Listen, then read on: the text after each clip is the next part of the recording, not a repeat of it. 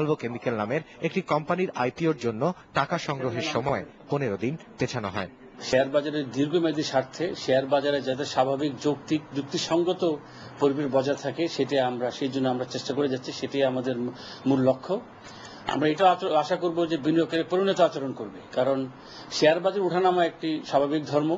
শেয়ারের দাম বাড়বে কমবে আবার বাড়বে, এটাই সব জায়গায় হয়ে আছে, পৃথিবীর সব জায়গায় এটা হয়। এটা ধৈর্য ধরতে হবে, সহিষ্ণু হতে হবে, সহনশীল হতে হবে। যদি শেয়ার বাজারে যদি একটা দাম কমলে যে বিনিয়োগকারী রাস্তা নেমে আসে, তাদের আরো বেশি এটা বিশৃঙ্খলা সৃষ্টি করবে। আমরা সেটা চাই না, আমাদের বিনিয়োগকারী পরিণত আচরণ করবে। পুলিশি প্রহরায় ঢাকায় বিক্ষোভ ঠেকানো গেলেও সিলেট, রাজশাহী ও খুলনায় বিনিয়োগকারীরা অবরোধ মিছিল ও সমাবেশ করেছেন এই পতনের প্রতিবাদে। Miraj Ahmed Chowdhury, NTV news, Dhaka. রাজধানীতে 2 জোড়া হত্যাকাণ্ডের খবর পাওয়া গেছে। তেজগাঁওয়ের ইন্দিরা রোডে খুন হয়েছেন একই পরিবারের মা ও ছেলে। আর বনানী বাস স্ট্যান্ডের পাশে অজ্ঞাত 2 ব্যক্তির লাশ উদ্ধার করেছে পুলিশ। আরাফাত সিদ্দিকের সাথে নিয়ে রিপোর্ট করছেন আরিফুর রহমান। হাতে পায়ে শিকল আর দড়ি দিয়ে বেঁধে ধারালো এই দা দিয়ে মিল্টন রোজারিওকে ইন্দিরা রোডের নিজ বাসায় জবাই করে দুষ্কৃতিকারীরা। পাশের রুমে মা বীরজিনা ডিন রোজারিও প্রাণে বাঁচতে পারেনি তাদের হাত থেকে। গলায় কাপড় পেঁচিয়ে শ্বাসরোধ করে হত্যা করা হয় তাকে। তবে বাড়ির পরিবেশ ও লাশগুলো স্রোতহাল দেখে পুলিশের প্রাথমিক ধারণা খুনিরা পূর্ব পরিচিত এবং অপেশাদার। তদন্তের স্বার্থে আমরা অনেক কিছু এখন বলবো না। আপনারাও দেখেছেন ভিতরে, আমরাও দেখেছি যে মা এবং ছেলে নৃশংসভাবে খুন করা হয়েছে। আর অন্যান্য কোনো মালামাল এখানে যে অবস্থা আছে সেখানে সে অবস্থা থেকেছে। মা ও ছেলেকে খুন করার পর নিচতলা এই দরজা বাইরে থেকে বন্ধ করে দেয় হত্যাকারীরা। দেয়ালে রক্তের এই দাগ খুনিদের হাতের বলে মনে করছে পুলিশ। দুপুরে গৃহপরিচারিকা গেট খুলে ভেতরে গিয়ে লাশ দুটি দেখে চিৎকার করে ওঠে। এর পরপরই বাড়ির দারোয়ান সহ ফ্ল্যাটের লোকজন ছুটে আসে। 7টার ভিতরে হবে হাঁটছে, আসার পরে মনে করবেন পরে আবার সঙ্গে হোন্ডা টান দিয়ে দেয়, এত করে হোন্ডা টান দিয়ে দাও ভিতরে। দেখি ঠিক তো, বাচ্চা বাচ্চা বাড়িতে রাস্তাঘাটে পড়তে পারে, প্রতিবারই গেট আছে, একটা বাচ্চা দিয়ে আসতে পারে, সেটাই আমি বলছি। আমার কথা আর শুনে কি, তো টানিয়ে দিচ্ছি। মিল্টন রোজারিও অসৎ সঙ্গে জড়িয়ে পড়েছিল। গভীর রাতে বাড়ি ফেরা নিয়ে মায়ের সাথে তার কথা কাটাকাটি হতো বলে জানায় তার স্বজনেরা। মনে হয় কিছু উল্টোপাল্টা ছেলেবেলেদের সাথে উঠা বসা ছিল। আমি আমার কাছে এদের কোনো খবর ছিল না। এখন ভাই শুই না। এদিকে বনানী বাস স্ট্যান্ডের পাশে একটি ডোবা থেকে অজ্ঞাত 2 ব্যক্তির লাশ পাওয়া গেছে। অন্য কোথাও খুন করে লাশ এই ডোবাতে ফেলে রাখা হয়েছে বলে ধারণা করছে পুলিশ। 2টা ডেড বডির হাত পা বাঁধা। এতে ধারণা করা হচ্ছে যে এটা 3-4 দিন আগে কোনো এক সময় রাতের বেলা এখানে ফেলে গেছে। এই 4টি খুনের তদন্তে এখন মাঠে কাজ করছে পুলিশের গোয়েন্দারা। Arifur Rahman, NTV news, Dhaka.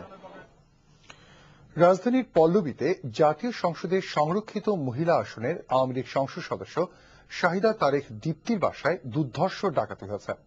ডাকাতরা পরিবারের সবাইকে জিম্মি করে নগদ টাকা ও স্বর্ণালংকার নিয়ে যায়। হাসান জাভেদের রিপোর্ট। রোববার ভোররাত 4:30টার দিকে সংসদ সদস্য দীপ্তির বাসার জানালার গ্রিল কেটে ভিতরে প্রবেশ করে 4 জনের ডাকাত দল।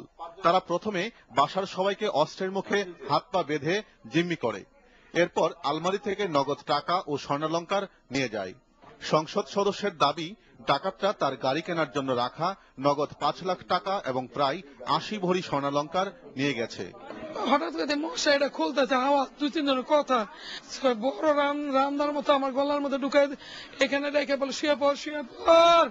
তখন আমি বললাম, তাকায় দেখি 2 জনে 2টা পিস্তল না রাইফেল স্টিলের। বলে কি দেখছিস এগুলি, দেখছিস? চুপ কর। এর আগে রাত 2টার দিকে একই কায়দায় ডাকাতরা ওই বাড়ির দোতলায় বাড়িওয়ালার বাসায়ও ডাকাতি করে। সেখান থেকেও নগদ 55,000 টাকা এবং 7.5 ভরি স্বর্ণালংকার নিয়ে যায়। খবর পেয়ে সকালে ঘটনাস্থলে ছুটে যান স্বরাষ্ট্রমন্ত্রী, স্থানীয় সংসদ সদস্য এবং ডিএমপির কমিশনার সহ পুলিশের ঊর্ধ্বতন কর্মকর্তারা। ঘটনার সাথে জড়িতদের দ্রুত গ্রেফতার এবং প্রয়োজনীয় ব্যবস্থা নেয়ার নির্দেশ দেন স্বরাষ্ট্রমন্ত্রী। 24 ঘন্টার মধ্যে এই যে ডাকাতি হয়েছে, একই কম্পাউন্ডে 2টা বাসায় ডাকাতি হলো, এটা অবশ্যই বের করতে হবে। তো আজকে দেখা যাচ্ছে আমার এমপির বাড়ি পর্যন্ত ঢুকেছে ডাকাতি করার জন্য। কি উদ্দেশ্যে? কোনদিন তো কোনো এমপির বাড়িতে আমরা ডাকাত ঢুকতে দেখিনি। কি উদ্দেশ্যে, কারা ঢুকছে, এটার গডফাদারকে খুঁজে বের করতে হবে। রাজধানীতে একের পর এক এ ধরনের ডাকাতির ঘটনায় কিছুটা বিস্ময় প্রকাশ করলেও আইন শৃঙ্খলা পরিস্থিতি আগের চেয়ে ভালো বলে দাবি করেন স্বরাষ্ট্রমন্ত্রী। Hasan Javed, NTV news, Dhaka. এদিকে ঢাকেশ্বরী জাতীয় মন্দির থেকে প্রায় 200 ভরি স্বর্ণালঙ্কার, নগদ 4.5 লাখ টাকা এবং 5-6 ভরি রূপার অলঙ্কার চুরি গেছে। শনিবার রাতে কোনো এক সময়ে এই চুরির ঘটনা ঘটে। মন্দিরের ব্যবস্থাপক তপন ভট্টাচার্য জানিয়েছেন, শনিবার রাত 9টার দিকে মন্দিরের 2 পুরোহিত মন্দিরের ভেতরের গেটটি তালাবদ্ধ করে যান। রোববার সকাল 6টার দিকে গেট খুলতে এসে তারা দেখেন তালা ভেঙে প্রতিমার গায়ে থাকা সমস্ত স্বর্ণালঙ্কার ও পূজারীদের দেয়া নগদ টাকা চুরি করে নিয়ে গেছে দুর্বৃত্তরা। ঘটনাস্থল থেকে আলামত সংগ্রহ করেছে সিআইডি। এ ব্যাপারে জিজ্ঞাসাবাদের জন্য মন্দিরের 4 নিরাপত্তা কর্মীকে প্রাথমিকভাবে আটক করেছে পুলিশ। দেখছেন সন্ধ্যার খবর, চলছে এনটিভিতে। দেশের মোট জাতীয় উৎপাদন তথা জিডিপির 4 ভাগের 1 ভাগই আসে কালো টাকা থেকে। ট্রান্সপারেন্সি ইন্টারন্যাশনাল বাংলাদেশ টিআইবির গবেষণায় এই তথ্য উঠে আসে। আর এটাকে দেশের টেকসই উন্নয়ন ও ধনী দরিদ্রের বৈষম্য বেড়ে যাওয়ার মূল কারণ হিসেবে দেখছে তারা। ওজায়ের ইবনে ওমরের রিপোর্ট। বাংলাদেশের শ্যাডো ইকোনমি বা অদৃশ্য অর্থনীতি নিয়ে টিআইবি সকালে জাতীয় প্রেস ক্লাবে একটি গবেষণা প্রবন্ধ উপস্থাপন করে। মোট দেশজ উৎপাদনের হিসাব বিশ্লেষণ করে যুক্তরাষ্ট্রের নিউ অরলিন্স বিশ্ববিদ্যালয়ের অর্থনীতি বিভাগের অধ্যাপক ডক্টর কবির হাসান দেখতে পেয়েছেন, মুদ্রা সরবরাহ মডেল অনুসারে 1975 থেকে 2008 সাল এই 33 বছরে মোট দেশজ উৎপাদন জিডিপির 10.1% ছিল কালো টাকা তথা অদৃশ্য অর্থনীতির অবদান। আর পরিমাণবাচক বা এমআইএমআইসি মডেল অনুসারে 1996 থেকে 2008 সাল এই 12 বছরে জিডিপির 38.1% ছিল কালো টাকার অবদান। এই দুটি মডেল অনুযায়ী স্বাধীনতার পর থেকে সাম্প্রতিক সময় পর্যন্ত মোট দেশজ উৎপাদনের গড়ে 25% তথা 4 ভাগের 1 ভাগই এসেছে কালো টাকা থেকে। এবারে যদি 100 বিলিয়ন ধরি তাহলে 10 বিলিয়ন থেকে 38 বিলিয়ন আন্ডারগ্রাউন্ড ইকোনমির পরিমাণ বাংলাদেশে। আমাদের গভর্নমেন্ট ক্ষতিগ্রস্ত হচ্ছে কারণ ট্যাক্স রেভিনিউ পাচ্ছে না। আমাদের সমাজে বৈষম্য সৃষ্টি হচ্ছে আন্ডারগ্রাউন্ড ইকোনমির কারণে। ধনী লোক আরো ধনী হচ্ছে, গরিব লোক আরো গরিব হচ্ছে। কিন্তু একের পর এক দেশের দুর্নীতির ভয়াবহ এসব চিত্র প্রকাশ করে টিআইবি বহির্বিশ্বে দেশের ভাবমূর্তি ক্ষুণ্ণ করে উন্নয়ন বাধাগ্রস্ত করছে বলে অভিযোগ ওঠে সেমিনারে। এমনি আমাকে যখন আমি বিদেশে যেতে হয়, আমাকে আগে দেশকে বিক্রি করতে হয়, তারপরে আবার পণ্যকে বিক্রি করতে হয়।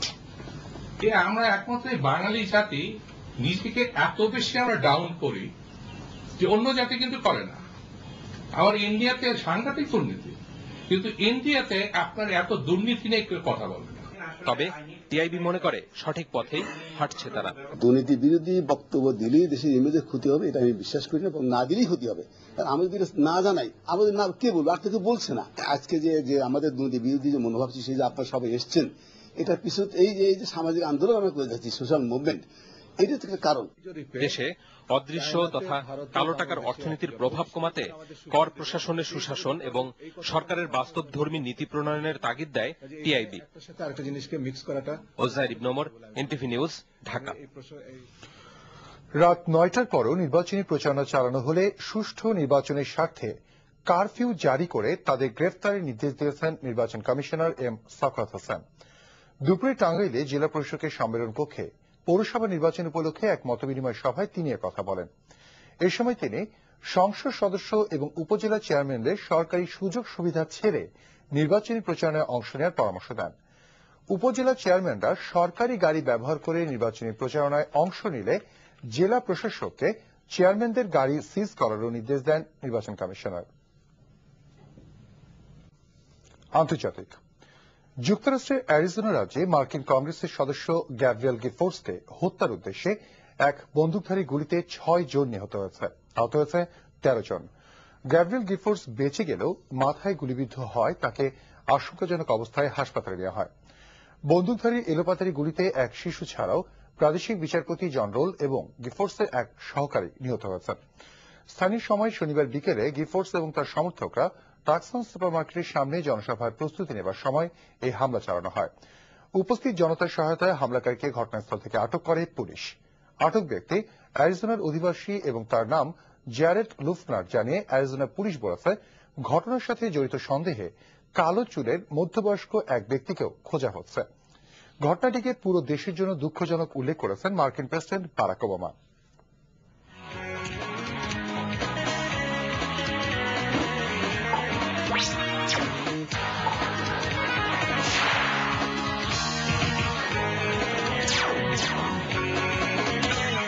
খেলা খবর এবং ক্রিকেট। বিশ্বকাপের জন্য রোববার থেকে 23 জনের দল নিয়ে অনুশীলন শুরু হয়েছে বাংলাদেশ ক্রিকেট দলের। সেই অনুশীলনে এবার বোলিং ফিল্ডিং এর পর আরও একজন বিদেশি স্পিন বোলিং কোচের অভাব অনুভব করছেন দলের অধিনায়ক ও কোচ। রিপোর্ট সাকির রুবেনের। ক্রিকেটারদের চাহিদার কথা মাথায় রেখে বিসিবি প্রধান কোচ জেমি সিডেন্সের পাশাপাশি আলাদা বোলিং এবং ফিল্ডিং কোচ নিয়েছিল অনেক আগেই, কিন্তু ইয়ান পন্ট দায়িত্ব পালন করছেন পেস বোলিং কোচ হিসেবে। তাই নিজেদের কন্ডিশনে এবার স্পিন কোচের তাগিদ অধিনায়ক সাকিব ও কোচ জেমি সিডেন্সের। আমাদের 5-6 জন প্রায় স্পিনার আছে, আর আমাদের মেন অস্ত্রই যেহেতু স্পিন বোলিং, তো স্পেশালিস্ট একজন কোচ থাকা তো আমাদের জন্য খুবই দরকার। বাইরেও হতে পারে, দেশেও হতে পারে, অ্যাটলিস্ট মানে এমন কাউকে দরকার যে আমাদের অ্যাটলিস্ট স্পিন বোলিং এ সবসময় নিয়ে কাজ করতে পারে। I think we need someone that, when Ian is a spin bowling coach as well, he's a bowling coach. I'm a spin bowling coach, and so is Julian. We're not just batting, bowling or fielding coaches, we're coaches. Premier ক্রিকেটে শাহরিয়ার ও আশরাফুলদের পারফরম্যান্সের কারণে এবার জাতীয় দল নির্বাচনে নির্বাচকদের বেশ সমস্যায় পড়তে হবে মনে করছেন সিডেন্স। At the moment, Imrose is our most successful number 3 batsman in our history, so someone's got to push him out. Sharon Afees is pushing for spots in 1, 2 and 3. Rocky Bull and Ash are pushing for spots at number 4. আইসিসির কাছে বিশ্বকাপের জন্য দল পাঠাতে হবে 18 জানুয়ারির মধ্যে। সেই লক্ষ্যেই এখন ক্রিকেটারদের জোর প্রস্তুতি চলবে অনুশীলন ক্যাম্পে। তবে এর মাঝেও প্রিমিয়ার লিগে খেলবেন ক্রিকেটাররা। Shakir Ruben, NTV news, Dhaka. খবর শেষ করছে, তাই যাবার আগে একে সিএমটিভার শিরোনামগুলো আরেকবার জানিয়ে দিচ্ছি। সারা দেশে ভীতিকর পরিস্থিতি সৃষ্টির মধ্য দিয়ে মহাজোট সরকার তৃতীয় বছরে পা রেখেছে, মন্তব্য খালেদা জিয়ার। শিশুদের ওপর থেকে বই সিলেবাসের বোঝা কমানো, অভিভাবকদের অসুস্থ প্রতিযোগিতা বন্ধের আহ্বান প্রধানমন্ত্রীর। শেয়ার বাজারে ইতিহাসের সবচেয়ে বড় দরপতন, বাজার থেকে টাকা সরানোই এজন্য দায়ী, মন্তব্য দুই স্টক এক্সচেঞ্জের। রাজধানীতে মা ও ছেলে সহ 4 খুন, এমপির বাসায় ডাকাতি, ঢাকেশ্বরী মন্দিরে স্বর্ণালঙ্কার চুরি।